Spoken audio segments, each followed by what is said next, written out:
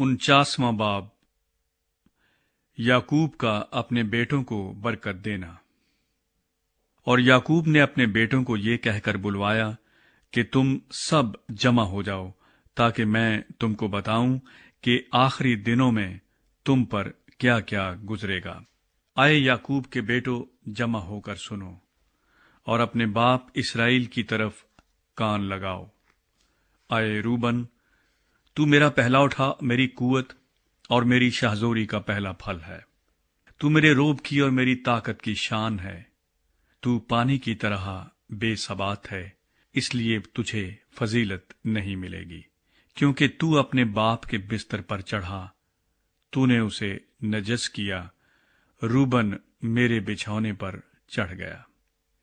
शमाउन और लावी तो भाई भाई हैं, उनकी तलवारें जुल्म के हथियार हैं। आए मेरी जान, उनके मशवरे में शरीक ना हो। आए मेरी बुजुर्गी, उनकी मजलिस में शामिल ना हो, क्योंकि उन्होंने अपने गजब में एक मर्द को कत्ल किया और अपनी खुद राई से बैलों की कूंचें काटी। लानत उनके गजब पर, क्योंकि वो तुंद था, और उनके कहर पर, क्योंकि वो सख्त था। मैं उन्हें याकूब में अलग अलग और इसराइल में परागंदा कर दूंगा। आए यहूदा, तेरे भाई तेरी मदहा करेंगे। तेरा हाथ तेरे दुश्मनों की गर्दन पर होगा। तेरे बाप की औलाद तेरे आगे सरनगू होगी। यहूदा शेरे बब्बर का बच्चा है। आए मेरे बेटे, तू शिकार मार कर चल दिया है। वो शेरे बब्बर बल्कि शेरनी की तरह दबक कर बैठ गया, कौन उसे छेड़े। यहूदा से सल्तनत नहीं छूटेगी और ना उसकी नस्ल से हकूमत का असा मौकूफ होगा, जब तक शेलो न आए और कौमें उसकी मुती होंगी। वो अपना जवान गधा अंगूर के दरख्त से और अपनी गधी का बच्चा आला दर्जे के अंगूर के दरख्त से बांधा करेगा। वो अपना लिबास मै में और अपनी पोशाक आबे अंगूर में धोया करेगा।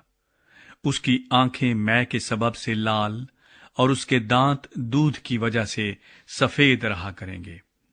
जबूलून समुन्दर के किनारे बसेगा और जहाजों के लिए बंदर का काम देगा, और उसकी हद सैदा तक फैली होगी।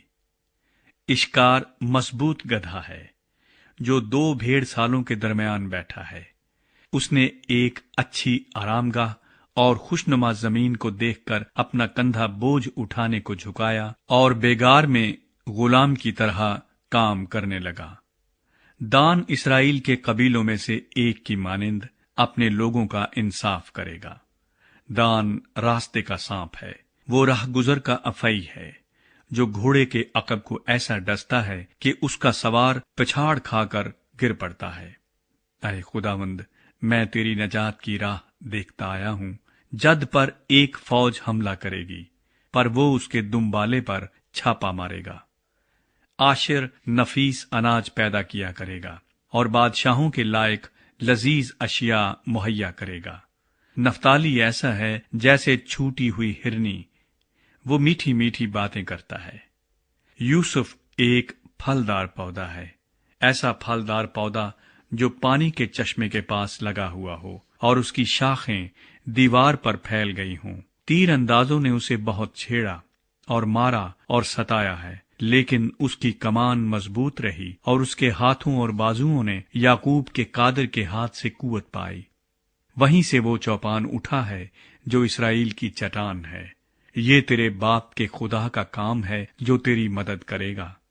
उसी कादरे मुतलिक का काम जो ऊपर से आसमान की बरकतें और नीचे से गहरे समुन्दर की बरकतें और छातियों और रहमों की बरकतें अता करेगा।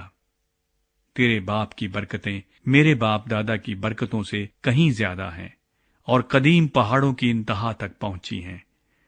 वो यूसुफ के सर, बल्कि उसके सर की चांदी पर, जो अपने भाइयों से जुदा हुआ, नाजिल होंगी। बिन्यामीन फाड़ने वाला भेड़िया है, वो सुबह को शिकार खाएगा और शाम को लूट का माल बांटेगा। इसराइल के 12 कबीले यही हैं, और उनके बाप ने जो जो बातें कहकर उनको बरकत दी, وہ بھی یہی ہیں، ہر ایک کو اس کی برکت کے موافق اس نے برکت دی۔ یعقوب کی وفات اور تدفین۔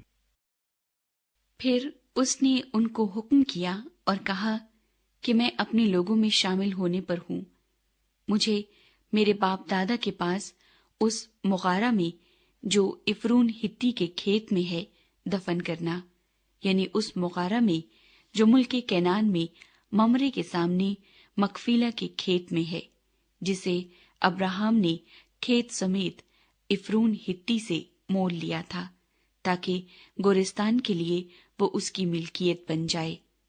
وہاں انہوں نے ابراہم کو اور اس کی بیوی سارہ کو دفن کیا، وہیں انہوں نے اسحاق اور اس کی بیوی ربکا کو دفن کیا، اور وہیں میں نے بھی لیا کو دفن کیا، یعنی اسی کھیت کے مغارہ میں جو بنی ہت سے خریدا تھا۔